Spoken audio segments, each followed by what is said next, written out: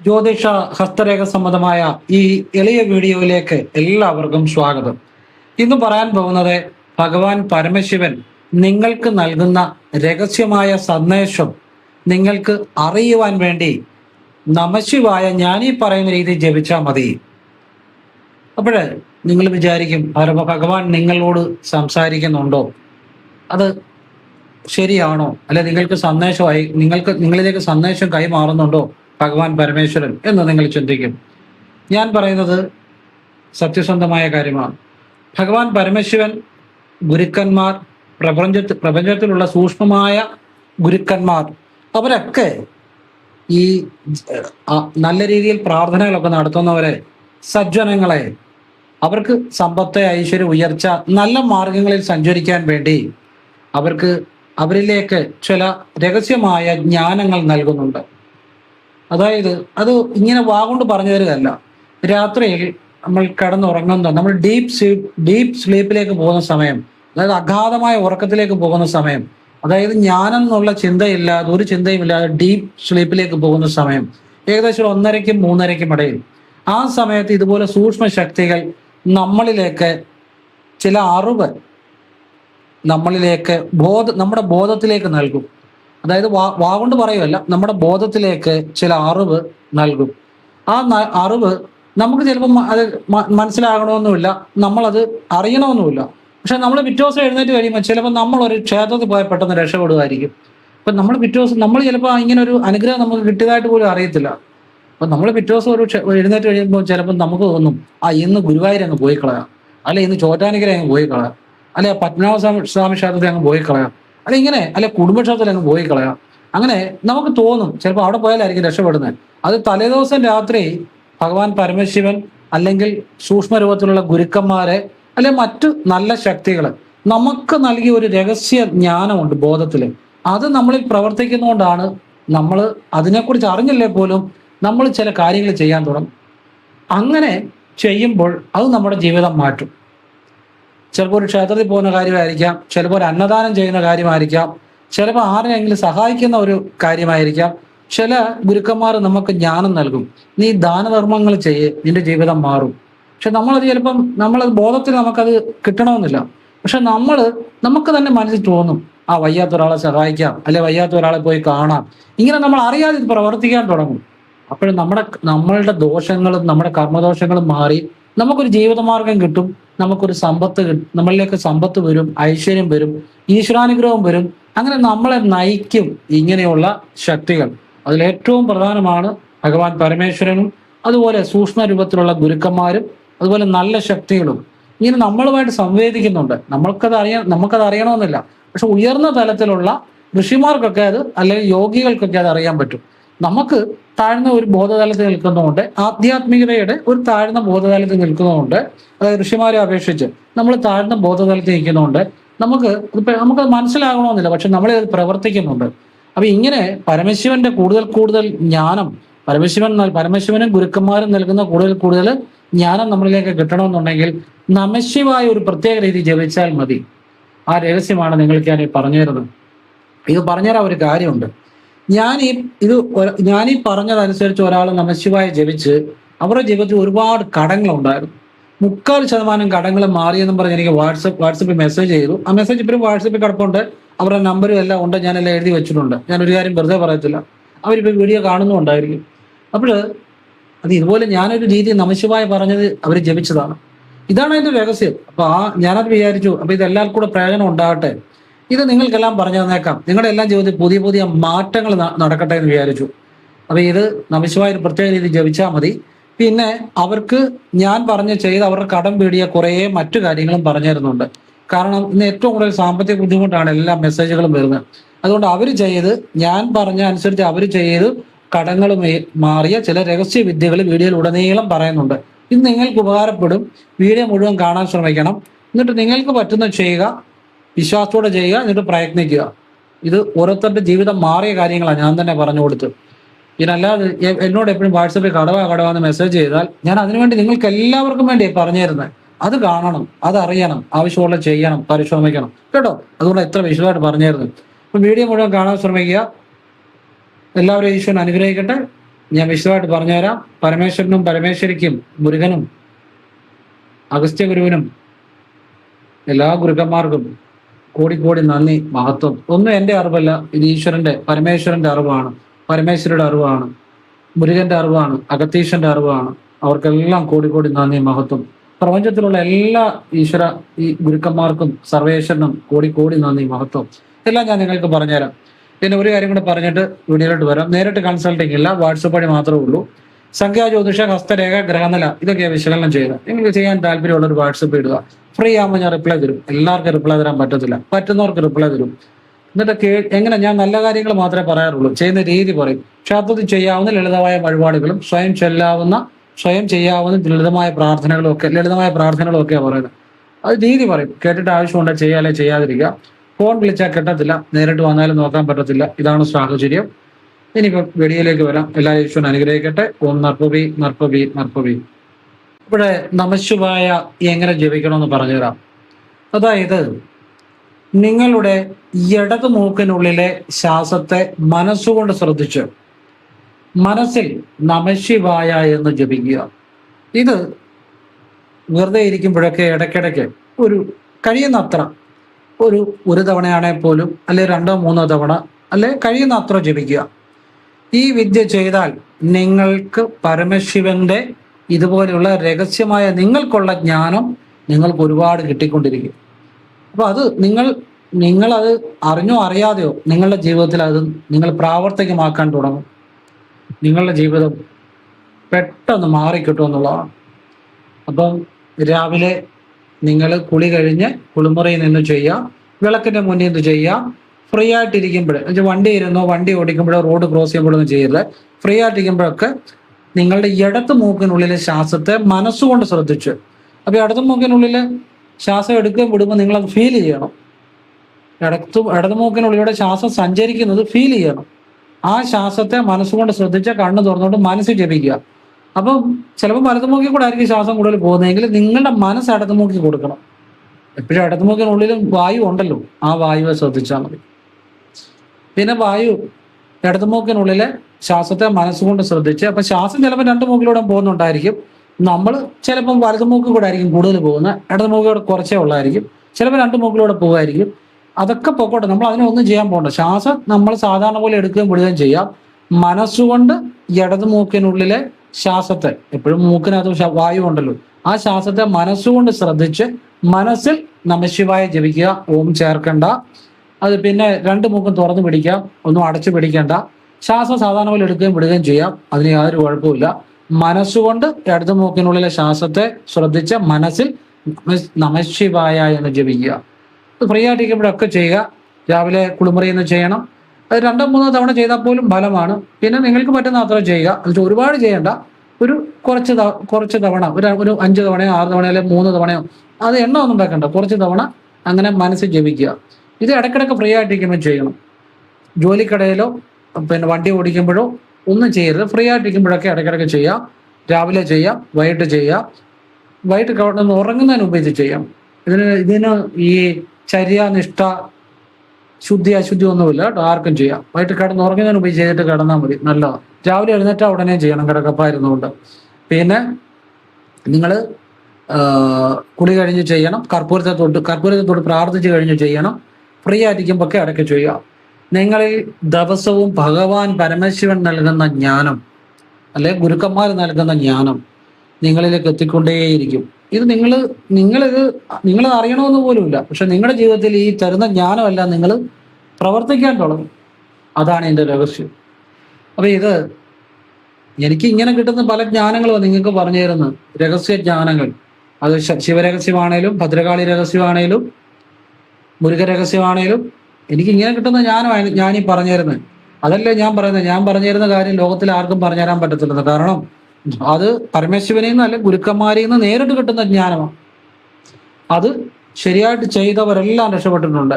ഇപ്പൊ ഈ കടം 3/4% മാറിയെന്ന് പറഞ്ഞാൽ അവരും ഞാൻ ഇതുപോലെ പറഞ്ഞു കൊടുത്ത കാര്യം ചെയ്ത് മാറി എനിക്ക് മെസ്സേജ് ചെയ്തതാണ്. ഇപ്പോഴും മെസ്സേജ് കിടപ്പുണ്ട്, നമ്പർ എഴുതി വെച്ചിട്ടുണ്ട്. അവര് കരഞ്ഞുകൊണ്ടാണ് പറയുന്നത്. അതുപോലെ കടമുള്ള അവസ്ഥയായിരുന്നു, അതെല്ലാം മാറി. ഇപ്പൊ സമ്പാദ്യം ഉണ്ടായി, 3/4% കടവും മാറി, ഒരുപാട് സന്തോഷവുമായി. ഭഗവാന്റെ ഒരുപാട് ജീവിതത്തിൽ ഈശ്വരന്റെ ഒരുപാട് അനുഗ്രഹവുമായി. അവരത് പറയാണ് അവരുടെ ജീവിതം. ഞാൻ ആ പറഞ്ഞു കൊടുത്ത വിദ്യ നിങ്ങൾക്ക് പറഞ്ഞു തരുന്നത്. ഇത് ഒരുപാട് ആളുകളുടെ ജീവിതം മാറ്റിയ കാര്യമാണ്. അപ്പൊ ഇത് നിങ്ങൾ ഇങ്ങനെ ചെയ്യുക, നിങ്ങളുടെ ജീവിതത്തിൽ അത്ഭുതങ്ങൾ നടക്കുമെന്നുള്ളതാണ്. ഇനിയും കടം വീടിയ അവർ ചെയ്ത മറ്റു ചില കാര്യങ്ങളൂടെ പറഞ്ഞുതരാം. കാരണം അത് അവർക്ക് ഒരുപാട് ഗുണം ചെയ്ത കാര്യമാണ്. അത് നിങ്ങൾക്കും പ്രയോജനം ചെയ്യും. രാവിലെ അത് ഞാൻ തന്നെ പറഞ്ഞു കൊടുത്ത കാര്യമാണ്, അതുകൊണ്ടാണ് നിങ്ങൾക്കൂടെ പറഞ്ഞുതരാമെന്ന് പറഞ്ഞത്. രാവിലെ കുളി കഴിഞ്ഞ ഉടനെ കുളിമുറി എന്ന് കിഴക്കോട്ട് തിരിഞ്ഞെന്ന് നിങ്ങൾ പിതൃക്കൾക്ക് ഓം നമോ നാരായണായ ഭഗവാനെ, എൻ്റെ അച്ഛൻ വഴിയോ അമ്മ വഴിയോ ഉള്ള അഖില പിതൃക്കൾക്ക്, എല്ലാ പിതൃക്കൾക്കും ഈശ്വരീയമായ സദ്ഗതി നൽകണേ നാരായണ ഭഗവാനെ, ഓം നമോ നാരായണായ ഭഗവാനെ, ഞാൻ അവർക്ക് വേണ്ടി പ്രാർത്ഥിക്കുന്നു എന്ന് സന്തോഷത്തോടു കൂടി പ്രാർത്ഥിക്കണം. നിങ്ങൾക്ക് പിതൃക്കൾക്ക് ആ ഭഗവാൻ നാരായണൻ സദ്ഗതി നൽകുമ്പോൾ നിങ്ങളുടെ ജീവിതത്തിൽ സർവ്വ ഐശ്വര്യങ്ങളും വന്നു ചേരും. പിന്നെ ഇതിങ്ങനെ പ്രാർത്ഥിച്ചു കഴിഞ്ഞാൽ നിങ്ങൾക്ക് നിത്യേനയുള്ള പ്രാർത്ഥനകൾ ചെയ്യാം, നല്ലതാണ്. അപ്പൊ അവരെ കൂടെ നമ്മൾ രാവിലെ ഒന്ന് പ്രാർത്ഥിക്കാൻ നല്ലതാണ്. കുളി കഴിഞ്ഞ ഉടനെ കുളിമുറി എന്ന് കിഴക്കോട്ട് തിരിഞ്ഞെന്ന് വസ്ത്രം കൊടുത്തുകൊണ്ട് മനസ്സുകൊണ്ട് പ്രാർത്ഥിച്ചാൽ മതി. ഭഗവാനെ, ആദ്യം ഓം നമോ നാരായണായ എന്ന് പറയണം, ആദ്യവും അവസാനവും പറയണം, എന്നിട്ടാണ് പ്രാർത്ഥിക്കേണ്ടത്. ആദ്യം ഓം നമോ നാരായണായ എന്ന് പറഞ്ഞ് ഭഗവാനോട് പ്രാർത്ഥിക്കുക. എൻ്റെ കുടുംബത്തിൽ അച്ഛൻ വഴിയോ അമ്മ വഴിയോ ഉള്ള എല്ലാ പിതൃക്കൾക്കും, മരണപ്പെട്ട എല്ലാ പിതൃക്കൾക്കും സദ്ഗതി, ഈശ്വരമായ സദ്ഗതി നൽകണേ, അതിനുവേണ്ടി ഞാൻ ഭഗവാനോട് പ്രാർത്ഥിക്കുന്നു എന്ന് സന്തോഷത്തോടെ പ്രാർത്ഥിക്കുക. എന്നിട്ട് അവസാനം പ്രാർത്ഥന കഴിഞ്ഞും ഓം നമോ നാരായണായ എന്ന് പറയണം. പ്രാർത്ഥന തുടങ്ങുമ്പോഴും ഓം നമോ നാരായണായ എന്ന് പറയണം. ഇത് ചെയ്തവർക്ക് അത് അനുഭവം ഉണ്ടായിട്ടുള്ള കാര്യമാണ്, ഞാൻ തന്നെ പറഞ്ഞു. പിന്നെ കുളിമുറി എന്ന് തന്നെ വടക്ക് ദിക്കിലേക്ക് നോക്കി നിന്ന് ഓം അകത്തീശായ നമാന്ന് ജപിക്കുക. അതൊരു ഒരു ഒരു ഒരു ഒരു എത്രയും ജപിക്കുന്നത് അത്രയും നല്ലതാണ്. ഒരു 21 തവണയെങ്കിലും ജപിക്കുകയാണ് നല്ലതാ. ഇല്ലെങ്കിൽ 3 തവണ ജപിച്ചാലും മതി. എന്നിട്ട് ഭഗവാനെ, അകത്തീശ ഗുരുവേ, എനിക്ക് നേരായ മാർഗം കാണിച്ചു തരണേ എന്ന് പ്രാർത്ഥിക്കുക. നിങ്ങൾ ഒരാപത്തിലും പോയി ചാടത്തില്ല, നിങ്ങൾ നിത്യവും ചെയ്യുക. പിന്നെ ഗണപതിയുടെ ഫോട്ടോ വെച്ചിട്ട് അതിന്റെ മുന്നിൽ തട്ടത്തിൽ കർപ്പൂരം കത്തിച്ച് ഓം ഓം ശ്രീം ഗം സൗമ്യായ ഗണപതയെ വരവരത സർവജനമേ വശമാനയ സ്വാഹ, ഈ ലക്ഷ്മി വിനായക മന്ത്രം അത് ഗൂഗിളിൽ അടിച്ചു നോക്കിയാലും കിട്ടും. എങ്കിലും ഞാനത് വേണമെങ്കിൽ വീഡിയോയുടെ താഴെ ഒന്ന് എഴുതി ഇട്ടേക്കാം. അത് കടം വിടാനുള്ളതാണ്. ഇത് ഫലമായതാ ഞാൻ ചെയ്തതുകൊണ്ടാണ് പറഞ്ഞത്.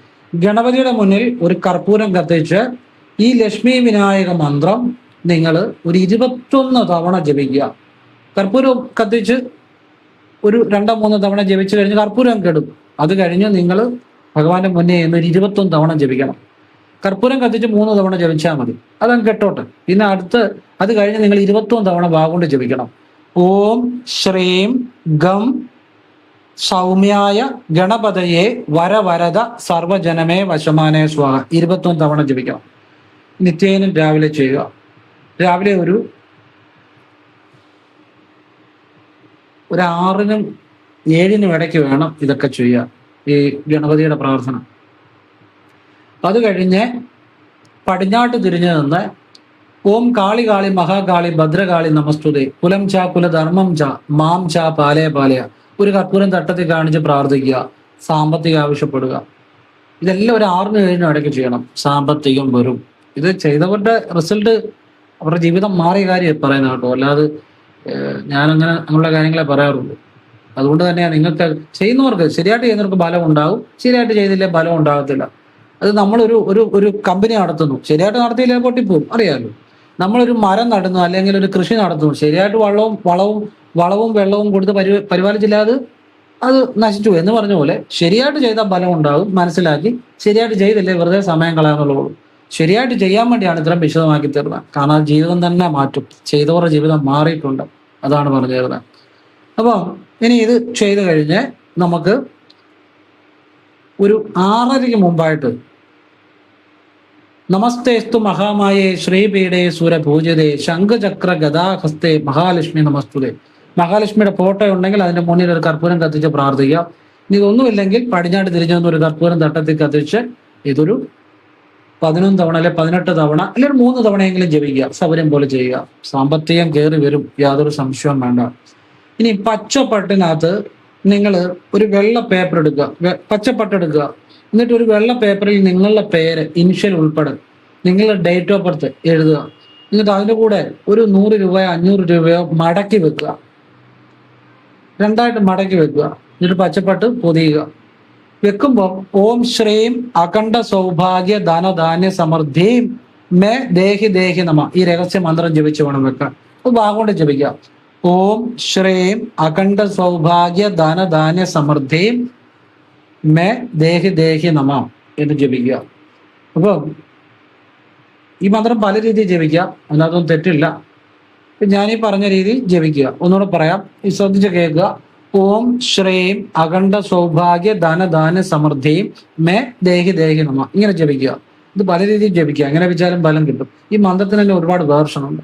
ഈ പറഞ്ഞ പോലെ ഇപ്പൊ ലാസ്റ്റ് പറഞ്ഞ പോലെ ജപിക്കുക, ഇതിനകത്ത് സംശയമൊന്നും വേണ്ട. എന്നിട്ട് പണം ആ പച്ചപ്പട്ടിനകത്ത് ഒരു വെള്ള പേപ്പറിൽ നിങ്ങളുടെ പേര് ഇനിഷ്യൽ ഉൾപ്പെടെ നിങ്ങളെ വീട്ടിലല്ല നിങ്ങളുടെ ഒഫീഷ്യൽ നെയിം എഴുതി വെക്കുക. എന്നിട്ട് നിങ്ങളുടെ ഡേറ്റ് ഓഫ് ബർത്ത് ആ പേപ്പറിൽ എഴുതി വെക്കുക. എന്നിട്ട് അതിന്റെ മണ്ടയ്ക്ക് ഒരു നോട്ട് രണ്ടായിട്ട് മടക്കി വെക്കുക. എന്നിട്ട് പച്ചപ്പട്ട് പൊതിയുക. പച്ചപ്പട്ടിനകത്താണ് വെക്കേണ്ടത്. എന്നിട്ട് പച്ചപ്പട്ട് മടക്കുക. എന്നിട്ട് അത് വേണമെങ്കിൽ ഒരു ഇങ്ങനെ അല്പം പച്ചപ്പട്ട് മതി കേട്ടോ, ഒരു ഇച്ചിരി കട്ട് ചെയ്ത് ചതുരം പോലെ ആവശ്യത്തിന് കട്ട് ചെയ്തെടുത്താൽ മതി. എന്നിട്ട് ഒരു ഡപ്പിക്കകത്തിട്ട് അടച്ച് ഡപ്പിക്കകത്തിടുക. എന്നിട്ട് അടച്ച് ഒരു അലമാരിക്കകത്ത് എവിടെയാണെന്ന് വെച്ചാൽ വെക്കാം. ഇത് ഇപ്പോൾ അവർ ചെയ്തത് ഇങ്ങനെയാണ്. ഒരു ഡിസംബർ 4-ാം തീയതി ഇതുപോലെ ചെയ്തു. അവര് ആദ്യം 500 രൂപയാണ് വെച്ച്. എന്നിട്ട് ഡിസംബർ 4-ാം തീയതി ചെയ്തു. ജനുവരി 4 ആയപ്പോഴത്തേന് ഇതെടുത്ത് അതിൽ നിന്ന് 50 രൂപ എടുത്തിട്ട് അടുത്തുള്ള ഭദ്രകാളി ക്ഷേത്രത്തിൽ സമർപ്പിച്ചു. ബാക്കി 950 രൂപ അതിൻ്റെ അകത്ത് വെച്ചു. പിന്നെ ഒരു മാസം കഴിഞ്ഞപ്പോൾ അതിൽ നിന്ന് എടുത്ത് അതിൽ 2000 വെച്ചു. 2000 വെച്ചിട്ട് 2000 വെച്ചു കഴിഞ്ഞാൽ അതിൽ നിന്ന് 100 രൂപ എടുത്ത് ഭദ്രകാളി ക്ഷേത്രത്തിൽ വെച്ചു. ഇങ്ങനെ ഇച്ചിരി കൂട്ടി വെക്കും ഓരോ പ്രാവശ്യം എടുക്കുമ്പോൾ. എന്നിട്ട് അതിൻ്റെ ഒരല്പം ഭദ്രകാളി ക്ഷേത്രത്തിലേക്ക് അങ്ങ് വയ്ക്കും. അവർക്ക് സമ്പാദ്യമായി എന്ന് അവർ തന്നെ പറയുന്നു. ഇത് ഞാൻ പറഞ്ഞിട്ടുള്ള കാര്യമാണ്. അപ്പം ഇത് നിങ്ങൾക്ക് ആവശ്യമുണ്ടെങ്കിൽ നിങ്ങൾ പ്രയോജനപ്പെടുത്തുക. നിങ്ങൾ ഒരു മാസം കഴിഞ്ഞേ അത് എടുക്കാവുള്ളൂ. എടുത്തു കഴിഞ്ഞ് അതിൻ്റെ ഒരു 500 വെച്ചെങ്കിൽ അതിൽ നിന്ന് ഒരു 50 രൂപ എടുത്ത് നിങ്ങൾ ഭദ്രകാളി ക്ഷേത്രത്തിൽ സമർപ്പിക്കണം. ബാക്കി അതിൻ്റെ അകത്ത് വെച്ചേക്കണം. എന്നിട്ട് നോട്ട് വേണം മാറ്റി ഒക്കെ വെക്കാം, അതിനൊന്നും കുഴപ്പമൊന്നുമില്ല. ഇനി അത്യാവശ്യം ഉണ്ടെങ്കിൽ അത് നിങ്ങൾക്ക് ആവശ്യത്തിന് ഉപകരിക്കുകയും ചെയ്യാൻ അതൊന്നും തെറ്റില്ല. നിങ്ങൾ പക്ഷേ അതിൻ്റെ അകത്ത് എപ്പോഴും ഇച്ചിരി പൈസ ഇരിക്കുന്ന നല്ലതാണ്. ഇനി നിങ്ങളത് 1000 വെക്കുന്നെങ്കിൽ അതിൽ നിന്നൊരു 100 രൂപ ഭദ്രകാളി ക്ഷേത്രത്തിലേക്ക് സമർപ്പിക്കണം. ഒരു മാസം കഴിഞ്ഞ് നിങ്ങളൊരു 1000 രൂപ വെക്കുന്നതെങ്കിൽ ഒരു മാസം കഴിഞ്ഞത് എടുക്കുമ്പോൾ അതിൽ ചില്ലറ മാറിയിട്ട് 100 രൂപ ഭദ്രകാളി കൊടുത്തിട്ട് ബാക്കി അതിൻ്റെ അകത്ത് വെക്കുക. പിന്നെ അല്പം കൂടെ പൈസ അതിൻ്റെ കൂടെ വെക്കാൻ ശ്രമിക്കുക. അത് 2000 പിന്നീട് നിങ്ങൾ 2000 വെക്കുന്നെങ്കിൽ ഒരു മാസം കഴിയുമ്പോൾ അതെടുത്ത് അതിൽ നിന്നൊരു 100 രൂപ ഭദ്രകാളി ക്ഷേത്രത്തിലേക്ക് സമർപ്പിക്കുക. ബാക്കി അതിൻ്റെ അകത്ത് വെക്കുക. അതിനോട് ഇച്ചിരി പൈസയും കൂടെ വെക്കാൻ ശ്രമിക്കുക. ഇങ്ങനെ പറ്റുന്ന പോലെ ചെയ്യുക. ഇത് നിങ്ങളുടെ ജീവിതത്തിലേക്ക് ധനം നല്ല രീതിയിൽ വരുമെന്നുള്ളതാണ്. ഇത് ചെയ്ത ആൾക്ക് അതുപോലെ റിസൾട്ട് കിട്ടി. അതുകൊണ്ടാണ് ഇങ്ങനെ പറഞ്ഞു തരുന്നത്. അവര് വാട്സപ്പിൽ ഞാൻ പറഞ്ഞ് ചെയ്ത് ഈ കാര്യങ്ങൾ ചെയ്ത് അവർക്ക് അനുഭവം ഉണ്ടായി എന്ന് പറഞ്ഞ കാര്യങ്ങളായി പറഞ്ഞു തരുന്നത്. അപ്പൊ ഇത് നിങ്ങളുടെ ജീവിതത്തിൽ എന്നേക്കുമായി മാറ്റം വരുത്തുന്ന ഒരു കാര്യമാണ്. പിന്നെ ഇനിയും പറഞ്ഞു തരാൻ പോകുന്ന കാര്യം, ശനിയാഴ്ചയും ബുധനാഴ്ചയും നിങ്ങളെ കൊണ്ട് പറ്റുമെങ്കിൽ ഒരു അര കിലോ അവലോ 1 കിലോ അവലോ പറ്റുന്ന പോലെ കൃഷ്ണന്റെ നട രാവിലെ കൊണ്ട് പ്രാർത്ഥിച്ച് നടക്ക് നേരെയുള്ള കൽമണ്ഡപത്തിൽ വെക്കുക. അത് അന്നത്തേക്ക് നിവേദ്യത്തിന് എടുക്കാനല്ല, അമ്പലത്തിൽ എപ്പം വേണേലും എടുത്തോട്ടെ, നമ്മളെ കൊണ്ട് വെക്കുക. ശനി ബുധൻ ദിവസങ്ങളെ ആവർത്തിക്കണം കൃഷ്ണന്റെ നടയിൽ. അപ്പൊ ഈ കൃഷ്ണന് വ്യാഴാഴ്ച പ്രിയപ്പെട്ട ദിവസമെങ്കിലും ഈ അവല് ശനിയും ബുധനും സമർപ്പിച്ചാൽ അവന്റെ ദാരിദ്ര്യം മാറിക്കിട്ടും, സമ്പത്ത് വരും. അതാണ് അതിന്റെ രഹസ്യം. ഈ വിദ്യ കൂടി ഞാൻ ആ വാട്സാപ്പിൽ അവർക്ക് ഇന്ന് പറഞ്ഞു കൊടുത്തു. അവര് നല്ല രീതിയിൽ രക്ഷപ്പെട്ടോട്ടെന്ന് വിചാരിച്ചാൽ. കാരണം അവർ ഇത്രയും അവരുടെ അനുഭവം പറഞ്ഞ് അതെല്ലാവർക്കും കൂടെ പറഞ്ഞു കൊടുക്കാൻ ഉള്ള ഒരു നല്ല മനസ്സും അവർക്ക് അനുഭവം ഉണ്ടായി. അവരുടെ കടം 3/4% മാറി. അപ്പൊ ഇതൊക്കെയാണ് ചെയ്തത് എന്ന് അവർ നന്ദി പറഞ്ഞുകൊണ്ട് പറഞ്ഞു. അപ്പൊ അത് എല്ലാവർക്കും കൂടെ പറഞ്ഞു കൊടുക്കുമ്പം അവർക്കും ഒരു സന്തോഷം. അവരെ ആ നല്ല മനസ്സുള്ളതുകൊണ്ട് ഞാൻ ഈ ഒരു വിദ്യയും കൂടെ ഇന്ന് വാട്സപ്പിൽ അവർക്ക് പറഞ്ഞു കൊടുത്തു. ശനിയും ബുധനും കൃഷ്ണന് അവല് സമർപ്പിക്കണം. അച്ചട്ടോ, കൃഷ്ണൻ ഇപ്പൊ ഇന്ന് സമർപ്പിച്ചാൽ നാളെ പണം വരുമെന്ന് വിചാരിക്കരുത്. പക്ഷെ പണം വരും, രക്ഷപ്പെടുത്തും. കാരണം അങ്ങനെ ഒരു രക്ഷപ്പെട്ട ഒരുപാട് ജീവിതങ്ങൾ എനിക്കറിയാം.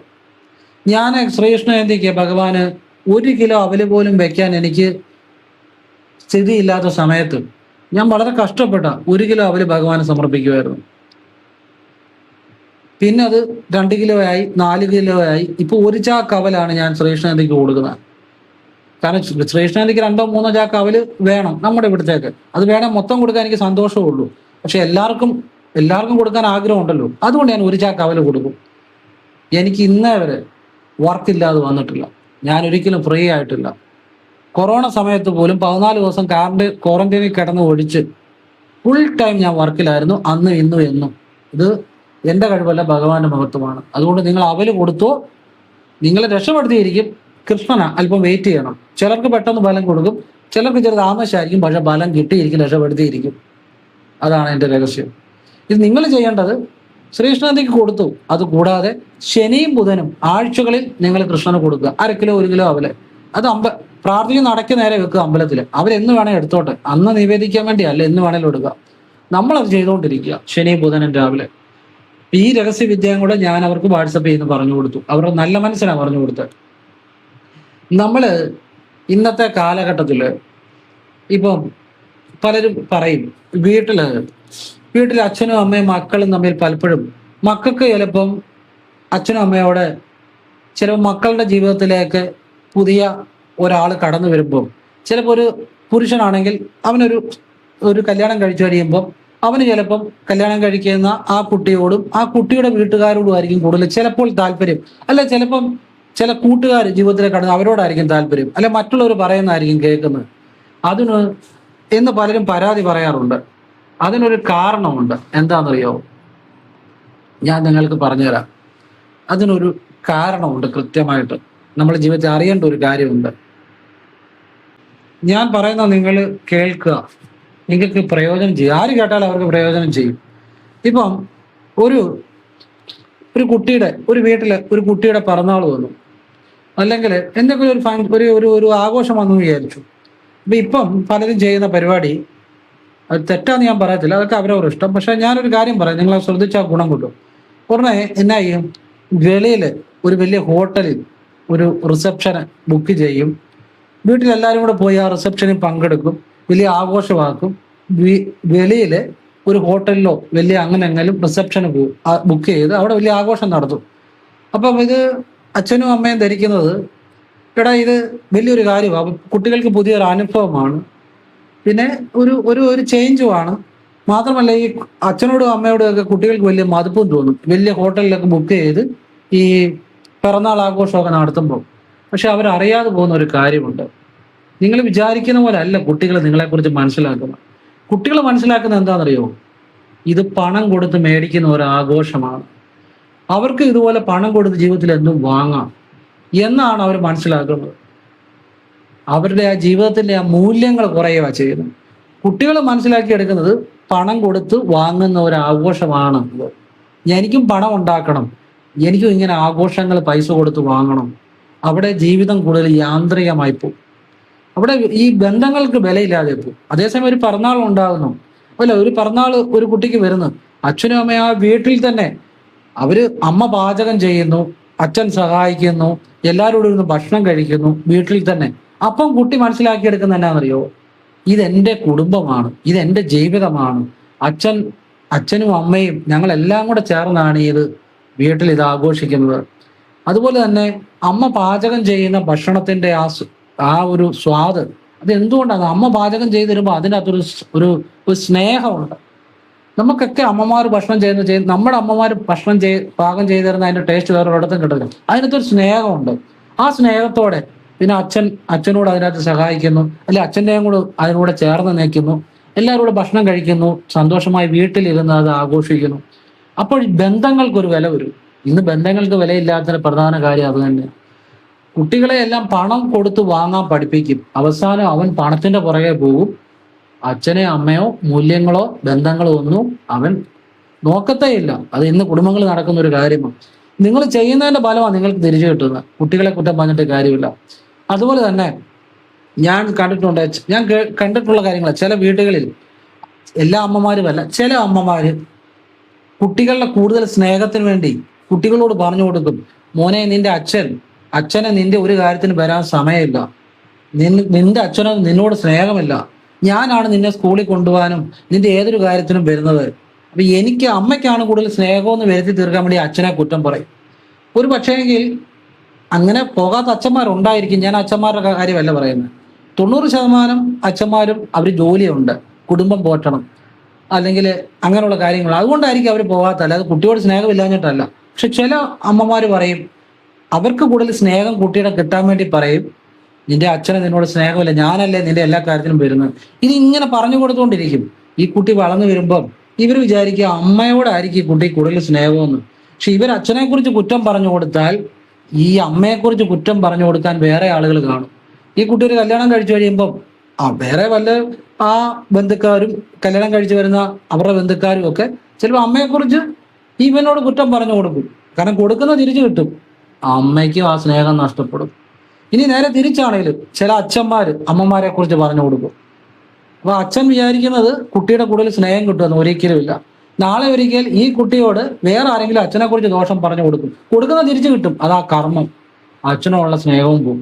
അതുകൊണ്ട് നമ്മൾ ശ്രദ്ധിക്കേണ്ടത്, നമ്മൾ സ്നേഹം ഒരിക്കലും പിടിച്ചു വാങ്ങാൻ ശ്രമിക്കരുത്. നിങ്ങൾ നിങ്ങളുടെ ജോലി സത്യസന്ധമായിട്ട് ചെയ്യുക, സത്യസന്ധമായിട്ട് സ്നേഹിക്കുക, ആരെക്കുറിച്ചും കുറ്റം പറഞ്ഞു കൊടുക്കാതിരിക്കുക, മോശം പറഞ്ഞു കൊടുക്കാതിരിക്കുക. നിങ്ങളെ ആ കുട്ടികൾ നോക്കിയിരിക്കും.